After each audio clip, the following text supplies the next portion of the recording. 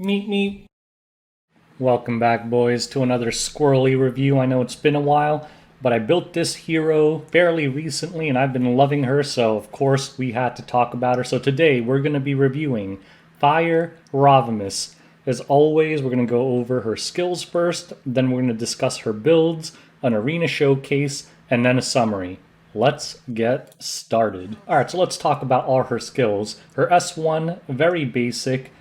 Just chops people. I love the sound effect, chop chop. And it has a 35% chance to stun for one turn before recovering health proportional to damage dealt. And the heal is actually pretty solid. It's like 2 to 3k. And the other thing about it is you can soul burn it. And with the soul burn, it does a huge amount of damage. Like on a defense broken target, 30, 40k, not unusual. So very, very good S1. Her S2 increases the caster's attack by 15% and effectiveness by 10% when they attack or are attacked. So it stacks up pretty fast. It can stack up to 5 times, and when attacked, at max mola, it increases her combat readiness by 15% and gains 5 fighting spirit. So basically she has like a built-in Durandal, and the passive, don't underestimate it. 15 times 5, what is that, 75? So 75 attack and 50 effectiveness. So even with no effectiveness, she will land on things that aren't stacking effect resist after she gets 5 stacks. And a 75% attack boost that also stacks with attack buff. You can get some crazy damage numbers thanks to this passive. Now her S3, Devil Drive, I call it dropping the testicle because that's what it looks like. She drops a giant testicle on them. And this move is bonkers. Boom. So let's read it together. Brutally attacks all enemies with a 75% chance to stun, and it decreases combat readiness of stunned enemies by 100%. So if they get stunned, they lose their turn because they're stunned, and they also get pushed all the way back to the beginning. So against teams that don't have much effect resistance, this is very devastating if it lands, and her exclusive equipment makes it even better. So that's it for skills. Let's move on to the builds. All right, so this is the Ravi that I have built that we're going to talk about today. No imprints. It's a poverty Ravi, but she has a self-defense imprint, which is very good, and a team attack imprint. So let's look at her stats. So I strongly believe that counter set is very important on Ravi because the way she gets fighting spirit is by spamming the S1. The S1 gives her 30 fighting spirit. If she doesn't counter, it's going to be a lot harder to spam her S3 over and over. But people do run her on speed set, but I strongly feel that counter set is way, way better.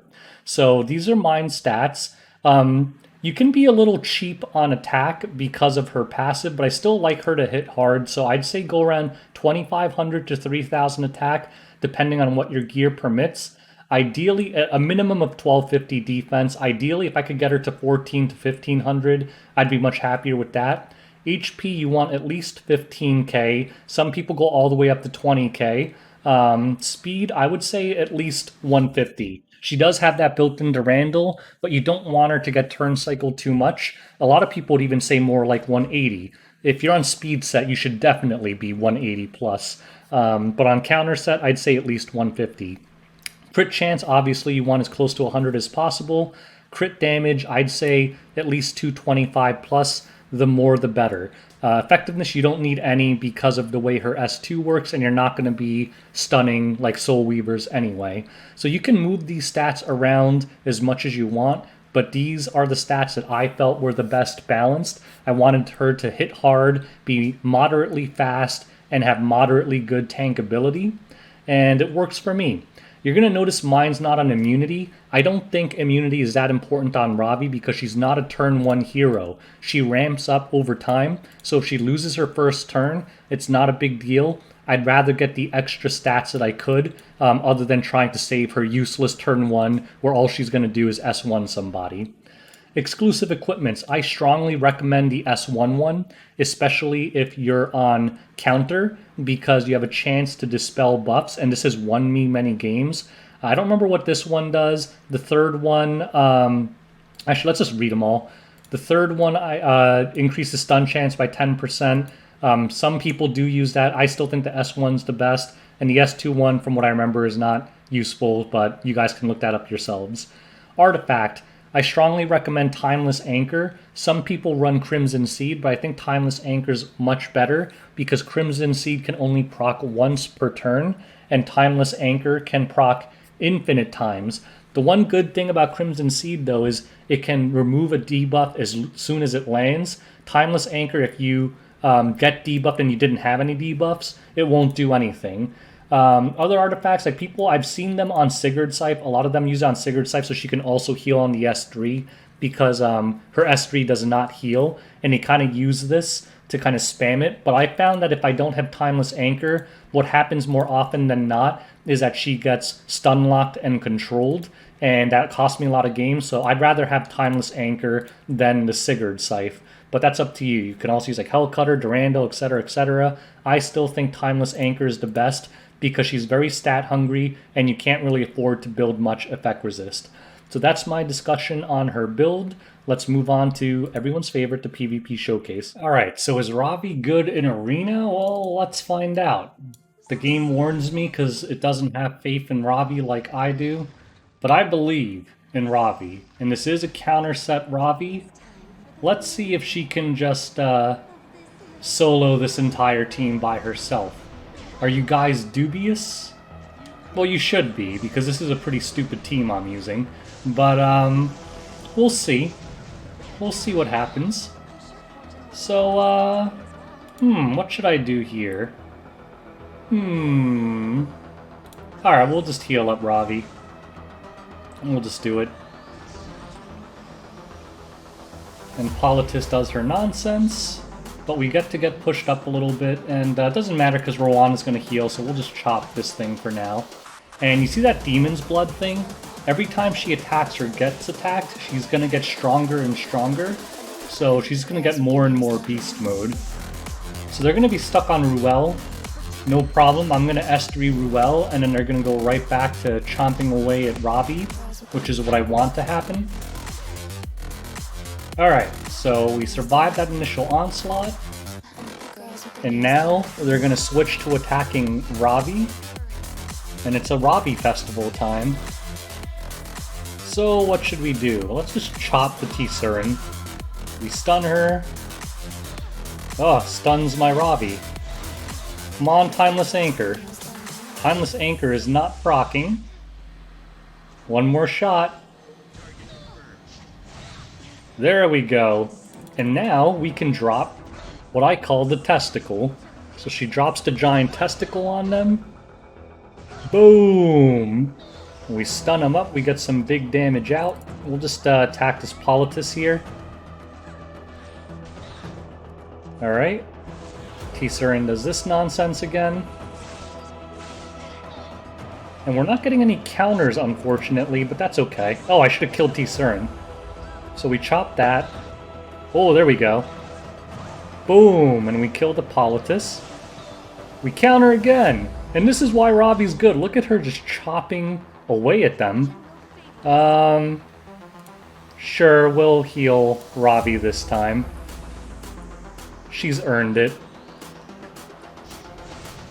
Crowd goes under anyway, and look at this. What's it time for? The testicle. We drop the testicle again. Boom, boom, boom, boom, boom. Boom.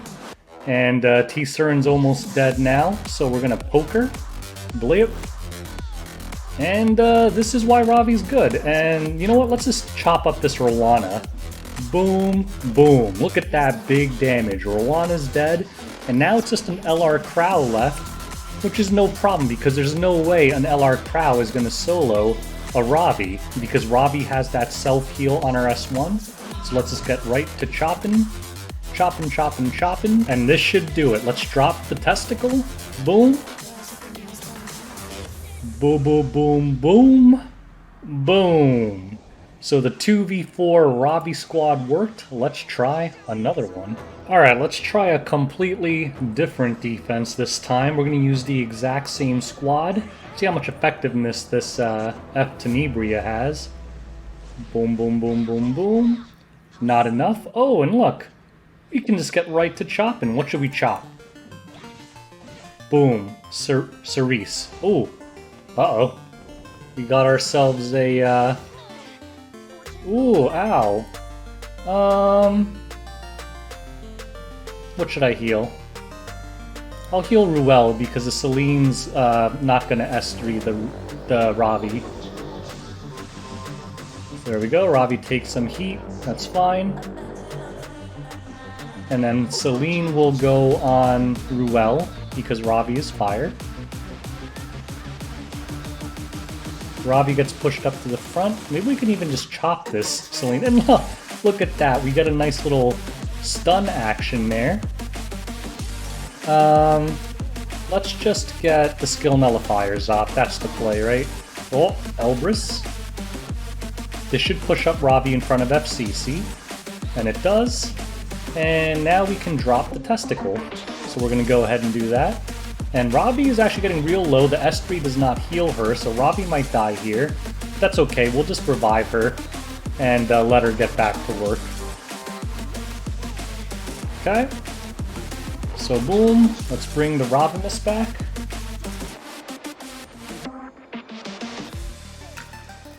Ravi is nice and healthy now. She's feeling good. Secret Art Swordstorm procs. So Ruel is probably going to take a pounding here. But that's actually good. Let's hope that she dies so that they're forced to attack this invincible Ravi. Oh, no, she's getting stripped. And this is the power of the Timeless Anchor and the S1 Dispel combo. There we go, we just got it right off. So what should we chop? I don't really know. We'll just chop everything. Chop. Now it's true 4v1 now, right? It's a true 4v1. Ruel is dead. She can't do anything. And here we go. It's testicle time again. Boom. Drop the testicle. Do. Look at that damage. And we get 2 stuns. Timeless Anchor procs again. Boom. And what should we do here? Should we drop another testicle? Bam! Another testicle is dropped. Boom! And then we just do this. Bam, bam, bam. And now Ravi's gonna solo this FCC with ease. And there you go. You guys just saw a true 1v4. And this is the power of Fire Ravi. I don't think you guys need to see any more. You could see the rating. You could see it was a 1v4. Let's move on. All right, boys. I hope you guys are convinced. Is she good? Hell yeah. With her exclusive equipment, and she got around to buffs, although that was a long time ago. She's an absolute monster right now, especially in Guild Wars and RTA. So let's just go over her ratings. So Arena Offense, I'm going to give her a solid A. I mean, you saw that she could slaughter on Arena Offense, but again, she's not a meta Arena Offense hero because it's slow. You know my stance on Arena. Just cleave everything, be done with it. If the match is taking you longer than a minute and a half and you're not pushing to Legend, you're doing something wrong. So solid A, she works, but kind of on the slow end because she is a ramp-up hero. Arena Defense, I'm going to give her a C-. I have seen a few on counter set on Arena Defense, but very rare. In Champion, you're never going to see it really, maybe like once in a blue moon. She can screw some people over if she procs counter every time, but in general for Arena Defense, there are way more reliable heroes than her. Don't use her there. Guild Wars Offense, I'm going to give her an A+. She's very good against certain heroes like Alencia's and, Landy's everywhere now. She does very well against Landy. But again, I just think there are better options sometimes. Even against the meta FCC, T-Ser and Landy combo, you can still get hosed if Landy just decides to crit fire every single time. So you're better off using something safer like, I don't know, A-Raz, ML Kanakades or something. But she does have her place, and a lot of people do use her on Guild Wars Offense. Definitely very solid in that department.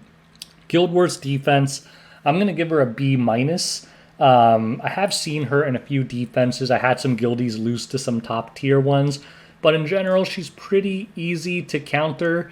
Just use something like S10A, bring immunity. She just has a lot of counters, and anything like this, if you know that they're on counter set, you would basically just ignore them till their last turn and just stun lock them. She is kind of easy to counter, so you don't see her on Guild Wars Defense that often. Now, RTA, she is an absolute S, and if you watch my RTA series, if you don't, I recommend it. You're going to see that I use her a lot, I versed her a lot, and she's very meta-defining right now, particularly because heroes like Landy are very common now, and she's a very popular counter pick to Landy. And also, if you're scared of Basar, she's also a solid pick to deter people from picking Basar, because Ravi straight up neuters Basar if a Basar team lets her through. She will feast on him. So RTA, extremely powerful hero, just a very powerful hero overall. You're going to see me use her a lot in my future RTA content, and I'll use her in Guild Wars as well. So anyways, basically, if you have Ravi and you're looking for a solid bruiser, you can't go wrong. Plus 15 her. She can be a solid part of any kit. And also on certain Abyss floors, not that we care about PvE, she absolutely dominates and is a key part of many Abyss floors. So definitely a very good hero. If you have her, congratulations. I hope you guys enjoyed this review, and I hope it kind of swayed your opinion on some of you guys who are on the fence about building her. Make sure you like and subscribe if you want to see more Squirrelful hero reviews, and thanks for watching. Until next time, boys, peace out.